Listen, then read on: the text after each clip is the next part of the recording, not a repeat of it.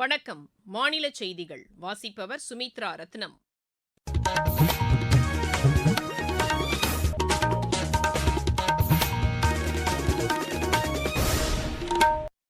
தலைப்புச் செய்திகள். திமுக அரசின் ஊழல் மற்றும் பொய் வாக்குறுதிகள் காரணமாக மக்கள் சலிப்படைந்துள்ளதாக மத்திய உள்துறை அமைச்சர் திரு அமித்ஷா குற்றம் சாட்டியுள்ளார். அரிசி உற்பத்தியில் இந்தியா முதலிடத்தை பிடித்துள்ளதாக மத்திய அரசு கூறியுள்ளது. தமிழ் மின் நூலகத்தில் ஜி.டி. நாயுடுவின் சிறப்பு இணையப்பக்கம் தொடங்கப்பட்டுள்ளதாக மாநில அரசு தெரிவித்துள்ளது. தமிழகத்தில் குறைந்தபட்ச வெப்பநிலை அடுத்த 4 நாட்களுக்கு படிப்படியாக குறையும் என்று வானிலை ஆய்வு மையம் அறிவித்துள்ளது. பிரிட்டிஷ் ஓபன் ஜூனியர் ஸ்குவாஷ் போட்டியில் இந்தியாவின் அனாஹத் சிங் காலிறுதிக்கு முன்னேறியுள்ளார். இனி விரிவான செய்திகள். தமிழக சட்டப்பேரவை தேர்தலில் தேசிய ஜனநாயக கூட்டணி வெற்றி பெறும் என்று மத்திய உள்துறை அமைச்சர் திரு அமித்ஷா நம்பிக்கை தெரிவித்துள்ளார். புதுக்கோட்டையில் தற்போது நடைபெற்று வரும் பிஜேபியின் மாநில தலைவர் திரு நயினார் நாகேந்திரன் மேற்கொண்ட யாத்திரையின் நிறைவு விழாவில் கலந்து கொண்டு அவர் உரையாற்றி வருகிறார். பிரதமர் திரு நரேந்திர மோடியின் தலைமையின் கீழ் நாட்டின் வளர்ச்சிப் பயணத்தில் தமிழகமும் பங்கேற்க வேண்டும் என்று அவர் கேட்டுக் கொண்டார். திமுக அரசு பல்வேறு ஊழல் குற்றச்சாட்டுகளுக்கு உள்ளாகி இருப்பதாக கூறிய அவர், திமுக அரசின் ஊழல் மற்றும் பொய்யான வாக்குறுதிகளால் மக்கள் சலிப்படைந்துள்ளதாகவும் கூறினார். வரும் தேர்தலில் திமுக அரசு அகற்றப்படும் என்றும் திரு அமித்ஷா தெரிவித்தார். இந்த நிகழ்ச்சியில் பேசிய திரு நயினார் நாகேந்திரன், மதுரையில் கடந்த ஆண்டு அக்டோபர் மாதம் 12ஆம் தேதி தொடங்கிய இந்த பிரச்சார பயணம் புதுக்கோட்டையில் இன்று நிறைவடைவதாக குறிப்பிட்டார். இந்த யாத்திரையின் போது 1 லட்சத்திற்கும் மேற்பட்ட பொதுமக்களை தாம் சந்தித்ததாக அவர் கூறினார். தமிழகத்தில் ஆட்சி மாற்றம் ஏற்பட வேண்டும் என்பதே அவர்களின் எதிர்பார்ப்பாக உள்ளது என்றும் அவர் தெரிவித்தார். இதன் காரணமாக தமிழக சட்டப்பேரவை தேர்தலில் தேசிய ஜனநாயக கூட்டணி மிகப்பெரிய வெற்றியை பெறும் என்றும் திரு நயினார் நாகேந்திரன் நம்பிக்கை தெரிவித்தார். அரிசி உற்பத்தியில் இந்தியா முதலிடத்தை பிடித்துள்ளதாக மத்திய வேளாண் அமைச்சர் திரு சிவராஜ் சிங் சௌஹான் கூறியுள்ளார். இன்று புதுதில்லியில் இந்திய வேளாண் ஆராய்ச்சி குழுமத்தின் பல்வேறு பயிர்களின் 184 புதிய ரகங்களை வெளியிட்டு அவர் பேசினார். நாட்டின் அரிசி உற்பத்தி கடந்த ஆண்டில் 15 கோடி டன்னை தாண்டியதாக அவர் தெரிவித்தார். இதன் மூலம் அரிசி உற்பத்தியில் சீனாவை பின்னுக்கு தள்ளி இந்தியா முதலிடத்தை பிடித்துள்ளதாக அவர் கூறினார். கடந்த 10 ஆண்டுகளில் 3000த்திற்கும் மேற்பட்ட புதிய பயிர் ரகங்கள் வெளியிடப்பட்டுள்ளதாகவும் அவர் தெரிவித்தார். விவசாயிகள் நலனுக்கான திட்டங்கள் முழுமையாக அவர்களை சென்றடைவதை மத்திய அரசு உறுதி செய்து வருவதாகவும் திரு சிவராஜ் சிங் சௌஹான் கூறினார். வந்தே பாரத் விரைவு ரயில் பொதுமக்களிடையே பெரும் வரவேற்பை பெற்றுள்ளதாக ரயில்வே அமைச்சர் திரு அஸ்வினி வைஷ்ணவ் கூறியுள்ளார். புதுதில்லியில் செய்தியாளர்களிடம் பேசிய அவர், இந்த ரயில் சேவை வேண்டும் என்ற கோரிக்கைகள் தொடர்ந்து அதிகரித்து வருவதை சுட்டிக்காட்டினார். ரயில் பயணிகளுக்கு புதிய அனுபவத்தை வந்தே பாரத் ரயில் அளிப்பதாகவும் திரு அஸ்வினி வைஷ்ணவ் கூறினார். புதிய வரிச்சட்டம் வரும் ஏப்ரல் மாதம் 1ஆம் தேதி முதல் செயல்படுத்தப்பட உள்ளதாக மத்திய நேரடி வரி வாரியத்தின் தலைவர் திரு ரவி அகர்வால் கூறியுள்ளார். இது தொடர்பாக வருமான வரித்துறை அதிகாரிகளுக்கு எழுதியுள்ள கடிதத்தில் அவர் இதனை தெரிவித்துள்ளார். இந்த புதிய வரிச்சட்டத்தை செயல்படுத்துவதற்கான நடவடிக்கைகளை முழுமையாக மேற்கொள்ளுமாறும் திரு ரவி அகர்வால் அதிகாரிகளுக்கு அறிவுறுத்தினார். தமிழ் மின் நூலகத்தில் ஜி.டி. நாயுடுவின் சிறப்பு இணையப்பக்கம் தொடங்கப்பட்டுள்ளதாக மாநில அமைச்சர் திரு பழனிவேல் தியாகராஜன் கூறியுள்ளார். ஜி.டி. நாயுடுவின் நினைவு நாளான இன்று இந்த சேவையை அமைச்சர் தொடங்கி வைத்ததாக மாநில அரசின் செய்திக்குறிப்பு தெரிவிக்கிறது. மக்கள் நலனில் அக்கறையின்றி திமுக அரசு செயல்பட்டு வருவதாக அஇஅதிமுக குற்றம் சாட்டியுள்ளது. நாமக்கல் மாவட்டத்தில் திமுக அரசை கண்டித்து அஇஅதிமுக சார்பில் நடைபெற்ற கண்டன ஆர்ப்பாட்டத்தில் பங்கேற்ற அக்கட்சியைச் சேர்ந்த முன்னாள் அமைச்சர் திரு தங்கமணி பின்னர் செய்தியாளர்களிடம் பேசினார். நாமக்கல் மாவட்டம் பிரிக்கல்பாளையம், ஈரோடு மாவட்டம் கொடுமுடி இடையே உயர்மட்ட பாலம் அமைக்க திமுக அரசு தவறிவிட்டதாகவும் இதனை கண்டித்து இந்த ஆர்ப்பாட்டம் நடைபெற்றதாகவும் அவர் கூறினார். மத்திய அரசை விமர்சித்தால் மக்கள் வாக்களித்திடுவார்கள் என்ற தவறான எண்ணத்தை திமுக கொண்டிருப்பதாகவும் அவர் கூறினார். தேர்தல் தோல்வி பயம் காரணமாக பல்வேறு அறிவிப்புகளை திமுக அரசு தற்போது வெளியிட்டு வருவதாகவும் திரு தங்கமணி தெரிவித்தார். நீங்கள் கேட்டுக் கொண்டிருப்பது மாநில செய்தி அறிக்கை. ஊரக வளர்ச்சிக்கான புதிய அத்தியாயம். வளர்ச்சியடைந்த இந்தியாவிற்கான ஊரக வேலைவாய்ப்பு உறுதி மற்றும் வாழ்வாதார சட்டம்.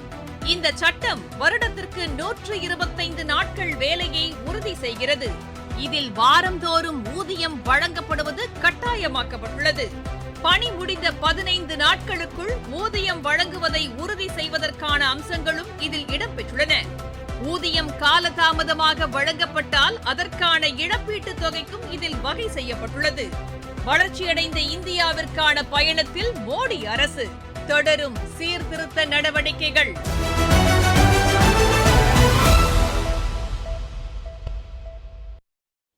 தமிழகத்தில் வாக்காளர் பட்டியலில் பெயர் சேர்த்தல், நீக்குதல் மற்றும் திருத்தங்கள் மேற்கொள்வதற்கான சிறப்பு முகாம்கள் மாநிலம் முழுவதும் 2வது நாளாக இன்றும் நடைபெற்றன.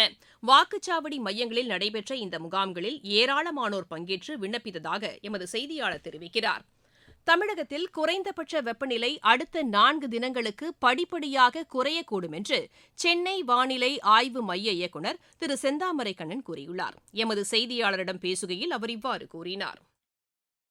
தமிழகம், புதுவை மற்றும் காரைக்கால் பகுதிகளில் இந்த விஷ வெப்பநிலை அடுத்து வரும் 4 நாட்களுக்கு படிப்படியாக குறைந்து ஒரு சில இடங்களில் இயல்பை விட 2 முதல் 3 டிகிரி செல்சியஸ் அளவுக்கு குறைவாக இருக்கக்கூடும். சென்னை மற்றும் புறநகர் பகுதிகளில் அடுத்த 2 நாட்களுக்கு வானம் ஓரளவு மேகமூட்டத்துடன் காணப்படும்.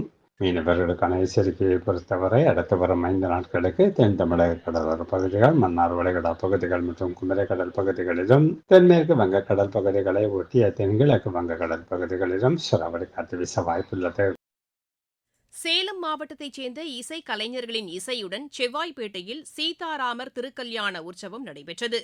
நாதஸ்வரம் மற்றும் தவில் இசை கலைஞர்கள் சங்கம் சார்பில் இந்த நிகழ்ச்சி நடைபெற்றதாக எமது செய்தியாளர் தெரிவிக்கிறார். மாதங்களில் சிறந்த மார்கழி மாதத்தில் சிவபெருமான் மற்றும் மகாவிஷ்ணுவிற்கு நாள்தோறும் சிறப்பு நிகழ்வுகளை செய்வித்து லட்சக்கணக்கான பக்தர்கள் வழிபட்டு வருகின்றனர். சிறப்பு சொற்பொழிவு, பஜனை என ஒவ்வொருவரும் தங்களுக்கு தெரிந்த மற்றும் பிடித்தமான முறையில் கடவுளை வழிபட்டு வருகின்றனர். அந்த வகையில் சேலம் மாநகர நாதஸ்வரம் மற்றும் தவில் இசை கலைஞர்கள் சங்கம் சார்பில் ஸ்ரீ சங்கீத மும்மூர்த்திகள் ஆராதனை விழா மற்றும் சீதாராமர் திருக்கல்யாண உற்சவம் செவ்வாய்ப்பேட்டை பகுதியில் நடைபெற்றது.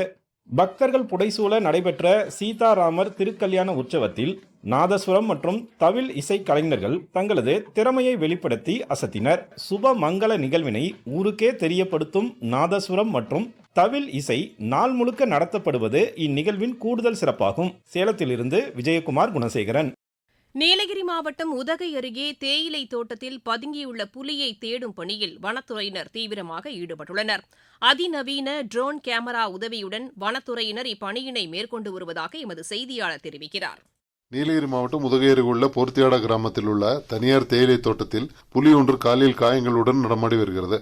இதனால் கிராம மக்களின் பாதுகாப்பு கருதி கடந்த 2 நாட்களாக புலி குடியிருப்பு பகுதிக்குள் செல்லாமல் இருப்பதற்காக இரவு பகலாக கடும் குளிரையும் பொருட்படுத்தாமல் வனத்துறை ஊழியர்கள் தீவிர கண்காணிப்பு பணியை மேற்கொண்டு வருகின்றனர்.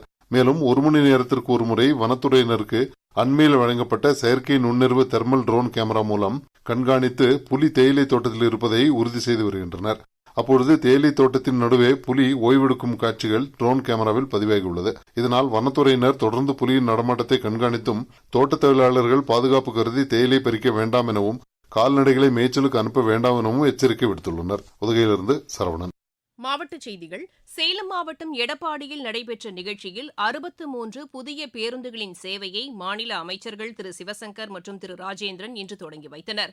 சென்னை மாநகராட்சிக்குட்பட்ட பல்வேறு பகுதிகளில் மேற்கொள்ளப்பட்டு வரும் வளர்ச்சித் திட்டப் பணிகள் குறித்து மாநில அமைச்சர் திரு சேகர்பாபு இன்று ஆய்வு மேற்கொண்டார். தஞ்சாவூர் மாவட்டம் திருவையாறில் நடைபெற்று வரும் சத்குரு தியாகராஜர் ஆராதனை விழாவையொட்டி அஞ்சல் துறை சார்பில் 2 சிறப்பு சேவை மையங்கள் தொடங்கப்பட்டுள்ளன. தென்காசி மாவட்டம் குற்றால அருவிகளில் வார விடுமுறையொட்டி சுற்றுலா பயணிகள் இன்று குவிந்தனர். விளையாட்டுச் செய்திகள். பிரிட்டிஷ் ஓபன் ஜூனியர் ஸ்குவாஷ் போட்டியில் இந்தியாவின் அனாஹத் சிங் காலிறுதிக்கு முன்னேறியுள்ளார். 19 வயதுக்குட்பட்டோருக்கான மகளிர் ஒற்றையர் பிரிவு காலிறுதிக்கு முந்தைய சுற்று ஆட்டத்தில் அவர் 11-3, 11-3, 11-6 என்ற செட் கணக்கில் எகிப்தின் மலாக்கை வென்றார்.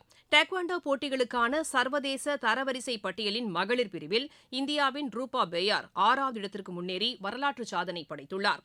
வதோதரா சர்வதேச இளையோர் டேபிள் டென்னிஸ் போட்டியில் இந்தியாவின் திவிஜா பால் பட்டம் வென்றார். மீண்டும் தலைப்புச் செய்திகள். திமுக அரசின் ஊழல் மற்றும் பொய் வாக்குறுதிகள் காரணமாக மக்கள் சலிப்படைந்துள்ளதாக மத்திய உள்துறை அமைச்சர் திரு அமித்ஷா குற்றம் சாட்டியுள்ளார். அரிசி உற்பத்தியில் இந்தியா முதலிடத்தை பிடித்துள்ளதாக மத்திய அரசு கூறியுள்ளது. தமிழ் மின் நூலகத்தில் ஜி.டி. நாயுடுவின் சிறப்பு இணைய பக்கம் தொடங்கப்பட்டுள்ளதாக மாநில அரசு தெரிவித்துள்ளது. தமிழகத்தில் குறைந்தபட்ச வெப்பநிலை அடுத்த 4 நாட்களுக்கு படிப்படியாக குறையும் என்று வானிலை ஆய்வு மையம் அறிவித்துள்ளது. பிரிட்டிஷ் ஓபன் ஜூனியர் ஸ்குவாஷ் போட்டியில் இந்தியாவின் அனாஹத் சிங் காலிறுதிக்கு முன்னேறியுள்ளார். செய்தியறிக்கை நிறைவடைகிறது.